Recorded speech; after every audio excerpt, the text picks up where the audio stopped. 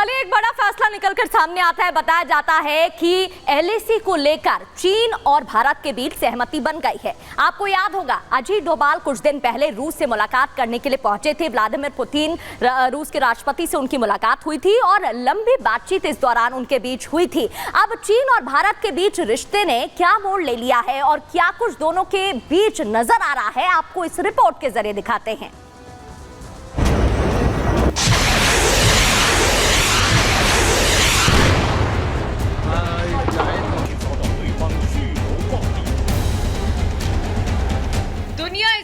दो जंग झेल रही है।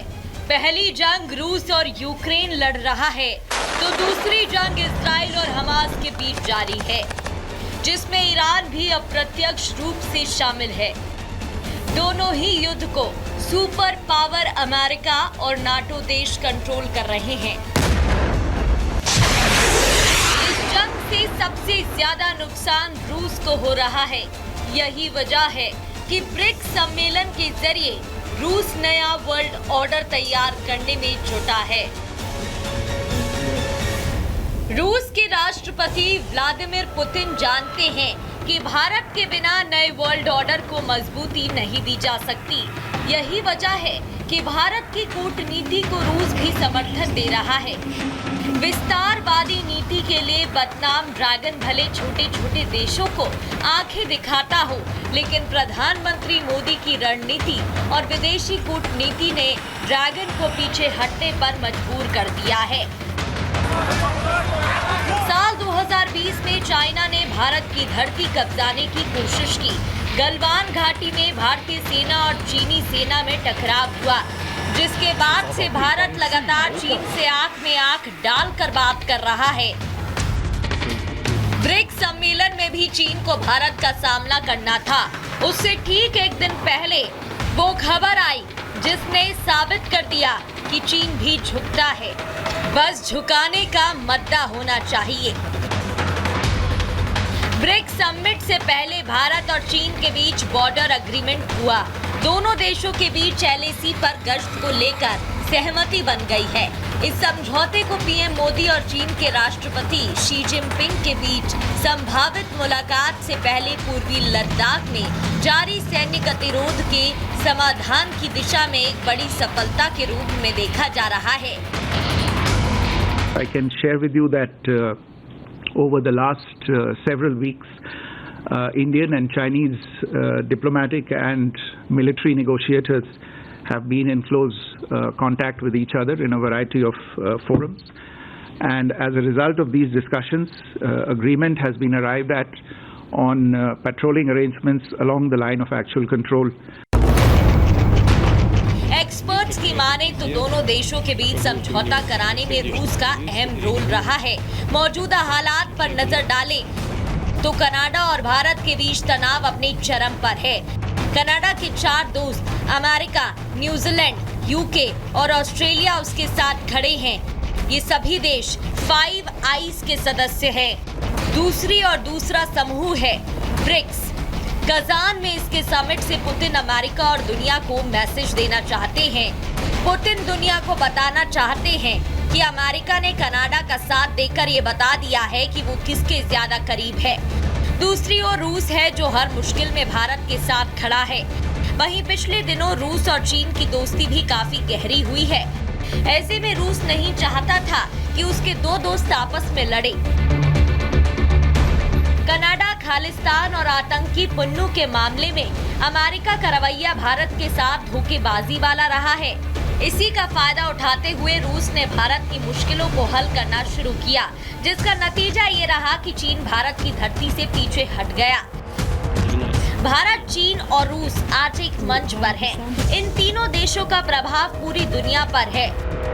ऐसे में जब ये तीनों देश एक साथ खड़े होंगे तो अमेरिका समेत पूरे यूरोपियन यूनियन की टेंशन बढ़नी तय है।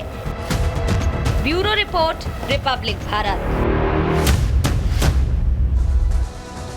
और इस दौरान प्रधानमंत्री नरेंद्र मोदी और रूस के राष्ट्रपति व्लादिमीर पुतिन की जो बातचीत हुई वो भी आपको बता देते हैं। मुलाकात की कुछ तस्वीरें भी आपको दिखाते हैं। दोनों के बीच चर्चा हुई है। साथ ही ये मुलाकात की तस्वीरें आप देख रहे हैं। कजान रूस की ये तस्वीरें आप देख रहे हैं। ये टेबल आप देख रहे हैं जहां पर कई लीडर्स मौजूद नजर आ रहे हैं समिट में, कई सदस्य, क्योंकि 35 सदस्य इसमें शामिल बताए जा रहे हैं, 5 अंतर्राष्ट्रीय संगठन हैं। और ये तस्वीरें आप देख रहे हैं प्रधानमंत्री नरेंद्र मोदी की और रूस के राष्ट्रपति व्लादिमीर पुतिन की, जिनके बीच बातचीत हुई। इस दौरान प्रधानमंत्री नरेंद्र मोदी ने कहा है कि मैं उत्सुक हूं कि मैं समिट में शामिल हुआ हूं। रूस और यूक्रेन की जंग को लेकर लगातार हम संपर्क में रहे हैं, बातचीत होती रही है और हर परेशानी, हर समस्या का समाधान शांति व्यवस्था की बहाली, शांति व्यवस्था बनाए रखना ही है। अब आगे बढ़ते हुए आपको दिखाते हैं कि ब्रिक्स सम्मेलन में 35 देश शामिल हुए हैं। वो 35 सदस्य कौन से हैं, किन किन को आमंत्रित किया गया है, आपको तस्वीरों के जरिए, ये देखिए ग्राफिक्स पॉइंटर्स के जरिए बता देते हैं। रूस, भारत, चीन, इसके अलावा ब्राजील, साउथ अफ्रीका, ये वो देश जहां से शुरुआत होती है। इसके बाद कौन कौन से वो 35 देश शामिल हैं ये भी आपको बता देते हैं। साउथ अफ्रीका, इसके अलावा इजिप्ट, ईरान, इथियोपिया, सऊदी अरब, यूएई, हालांकि अल्जीरिया और आर्मेनिया को पहले भी आमंत्रित किया गया था। शुरुआत में अर्जेंटीना की तरफ से मना किया गया था, फिर उसके बाद शामिल वो हो गया। इसके अलावा अजरबैजान, बहरीन और बेलारूस, इंडोनेशिया, श्रीलंका और साथ ही बोलीविया भी इसमें शामिल है। आपको बता दें कि मलेशिया और क्यूबा भी इस समिट में शामिल बताया जा रहा है। तो आपको बता दें कि 35 देश इसमें शामिल हुए हैं और इस वजह से इसको ऑल आइज के बराबर माना जा रहा है। इसकी जो महत्ता है इतनी ही मानी जा रही है क्योंकि लगातार ब्रिक भी अब अपने आप को ऊपर पटल पर रखने की कोशिश कर रहा है और दोनों के बीच पर बातचीत हो रही है। अब ब्रिक करेंसी को लेकर आपको बताते हैं, दोनों के बीच जब बातचीत होगी, यहाँ पर कई देश शामिल होने वाले हैं। ब्रिक समिट में कई बड़े फैसले लिए जा सकते हैं ये बताया जा रहा है। ब्रिक करेंसी पर भी 35 देशों की बातचीत हो सकती है। अब ब्रिक करेंसी है क्या? ब्रिक देश नई रिजर्व करेंसी शुरू करना चाहते हैं। क्यों?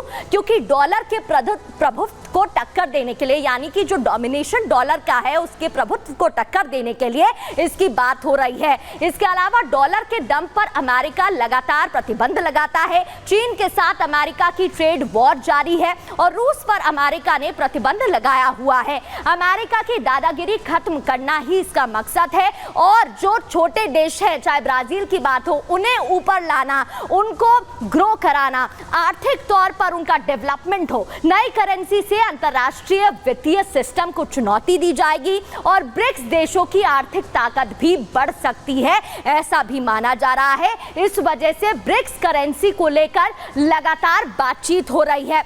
आपको बता दें कि कई क्षेत्रों में इसमें बातचीत होगी, ना सिर्फ ब्रिक करेंसी को लेकर बल्कि जिस तरीके से जंग को लेकर लगातार खबरें सामने आ रही हैं अलग अलग देशों के बीच, इसको भी लेकर बातचीत हो सकती है।